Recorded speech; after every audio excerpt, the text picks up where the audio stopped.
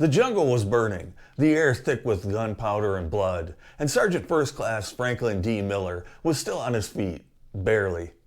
6 hours into a fight he wasn't supposed to survive, he was bleeding from everywhere, holding a rifle he'd reloaded more times than he could count, and still yelling orders. When people later asked why he didn't die, he said simply, "Didn't have time." To understand a man like that, you've got to rewind to the deserts of New Mexico in 1945. Frank was born right as the world was trying to stop blowing itself up, which probably disappointed him. He grew up restless, tough, and allergic to half measures. His idea of fun involved testing limits, his own and everyone else's. By the early 60s, while most kids his age were debating college, Frank figured the U.S. Army had better entertainment options. He enlisted in 1965, just as Vietnam was heating up.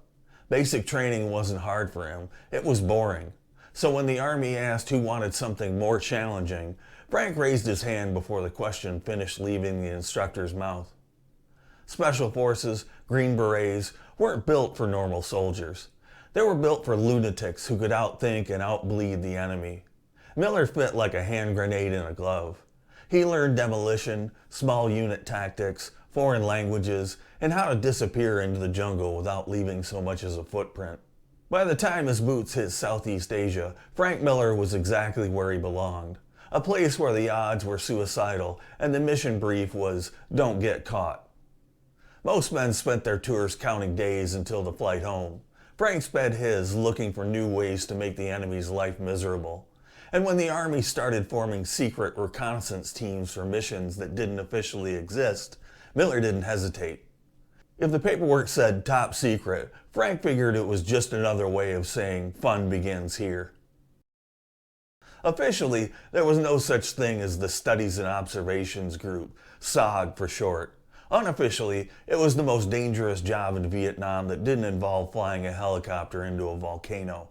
Created to run black ops across borders, the government swore it never crossed. SOG was the Pentagon's dirty little secret. Laos, Cambodia, North Vietnam, all off limits, all fair game.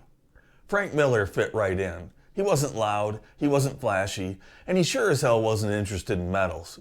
He just wanted a fight worth showing up for.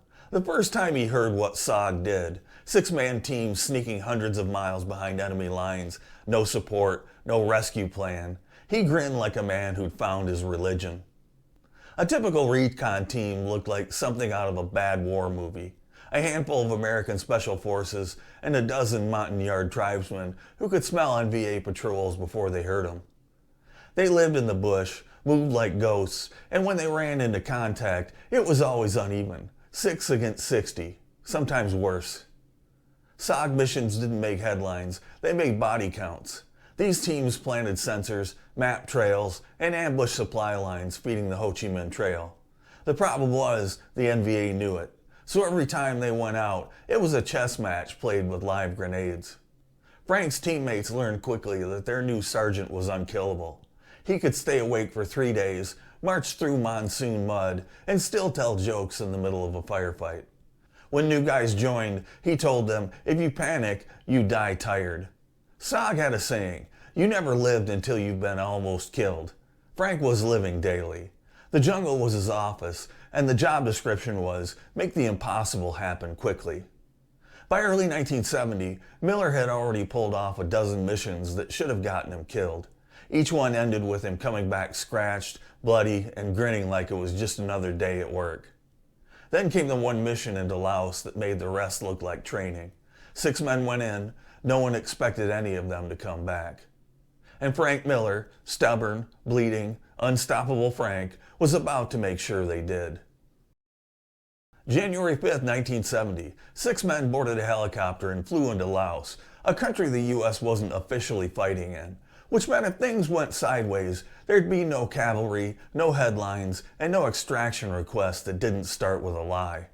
Franklin D. Miller was leading the team, 1 other American and 4 Montagnard tribesmen. The mission sounded simple, find a North Vietnamese base area and radio back the coordinates. Simple, of course, being military slang for probably suicidal. The insertion went smooth, which in SOG terms means nobody died on landing. They moved through the jungle for hours, quiet, careful, scanning for tracks and trails. The air was thick and wet enough to chew.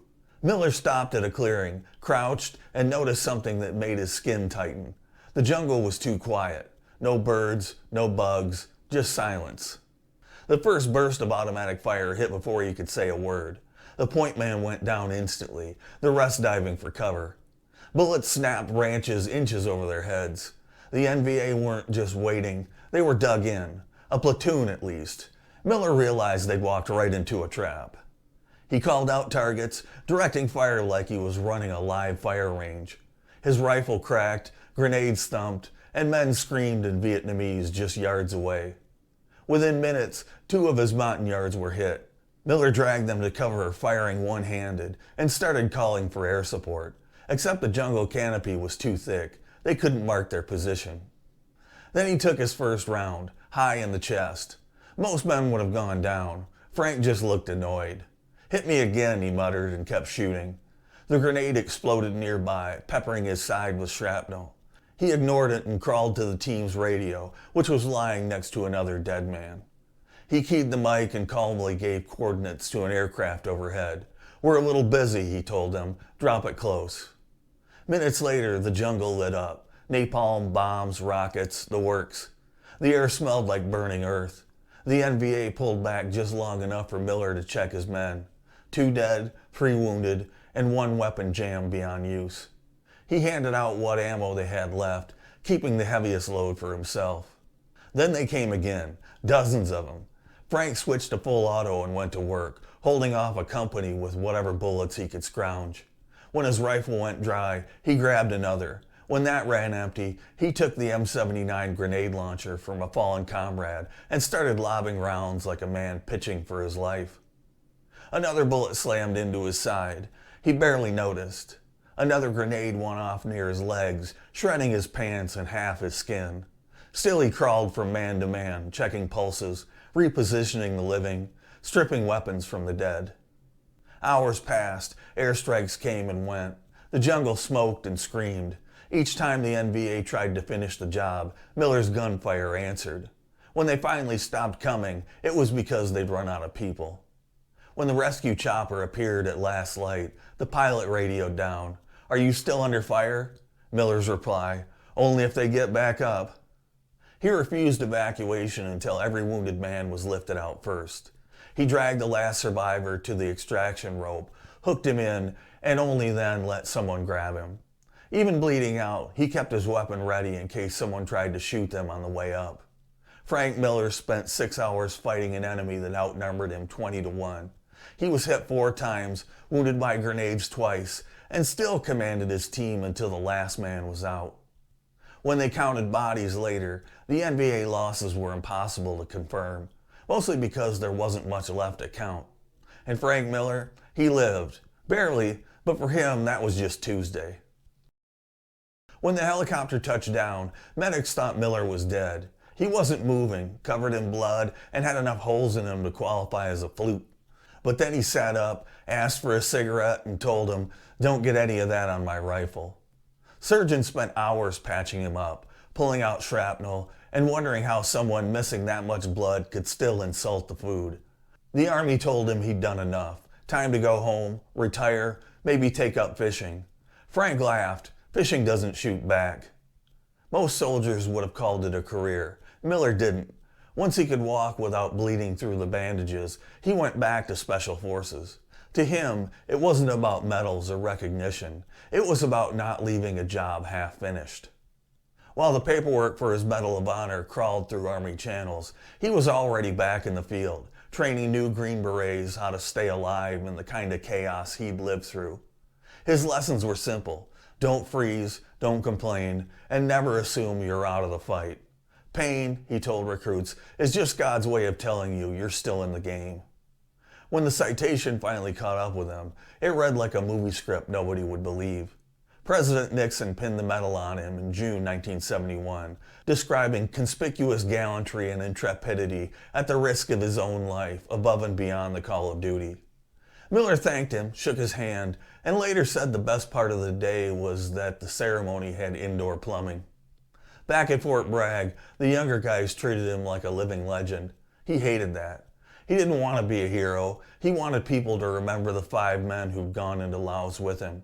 They were the brave ones, he said. I just had the bad luck of being too stubborn to die.